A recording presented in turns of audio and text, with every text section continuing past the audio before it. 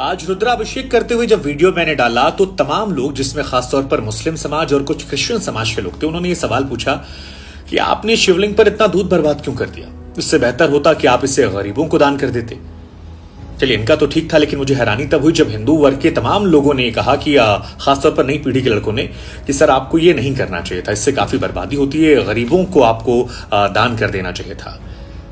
कई फिल्मों में भी ये दिखाया गया, कई सारे कलाकारों ने ही पहले कहा है, तो मुझे लगा कि आज स्पष्टीकरण देना चाहिए। वैज्ञानिक दृष्टिकोण से और धार्मिक दृष्टिकोण से मैं बात रखूं उससे पहले एक दो सवाल मैं आप लोगों से पूछना चाहूंगा। आपसे कभी किसी ने पूछा कि आप अपने बच्चों पर या माता पिता पर कितना पैसा खर्च करते हैं और क्यों खर्च करते हैं? नहीं पूछा ना। तो भगवान शिव हमारे आराध्य हैं, अपनी कमाई का अगर कोई हिस्सा उन पर खर्च कर रहे हैं तो आप सवाल पूछने वाले कौन होते हैं? और ये जो गरीबों वाले ज्ञान वाली बात है ना, ये आपको मजार पर चादर चढ़ाते वक्त नहीं आती, या चर्च में जो मोमबत्ती लगाते हैं, आप कभी आपने सोचा कि वो मोमबत्ती किसी गरीब की झोपड़ी में लगाकर उसको रोशन कर दें? नहीं ना। कभी आपने सोचा कि आप अपने जन्मदिन पर जो पैसा बर्बाद करते हैं, नए साल में पार्टियां करते हैं, फिल्मों देखने जाते हैं, हजारों रुपए खर्च होते हैं, 500-500 रुपए की टिकट आता है, शैंपेन पीते हैं, लॉन्ग ड्राइव पे जाते हैं, कितना तेल खराब होता है? कभी सोचा आपने? नहीं सोचा होगा, क्योंकि वो शायद सोचने वाली बात नहीं है, एजेंडे में सूट नहीं करता। हमें तो हिंदू धर्म को टारगेट करना है।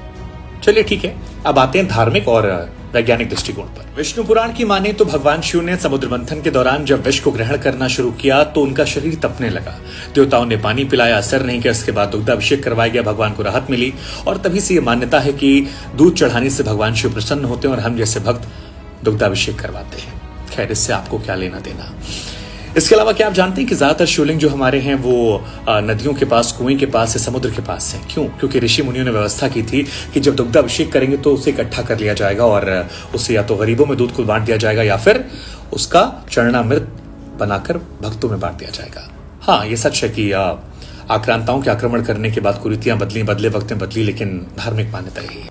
खैर, एक और बात बता दूं आपको मैं कि हिंदुस्तान वो देश है जो कृषि प्रधान देश है। यहाँ पर कभी भी खाने पीने या दूध के सामान की कमी नहीं थी। हिंदुस्तान की बात अलग थी, ये चीजें अवेलेबल थी। खैर, आपसे गुजारिश इतनी है कि इस वीडियो को शेयर कीजिएगा ताकि नई पीढ़ी को पता लगे कि ये वेस्टेज नहीं है और केवल एक धर्म पर निशाना मत बनाइए।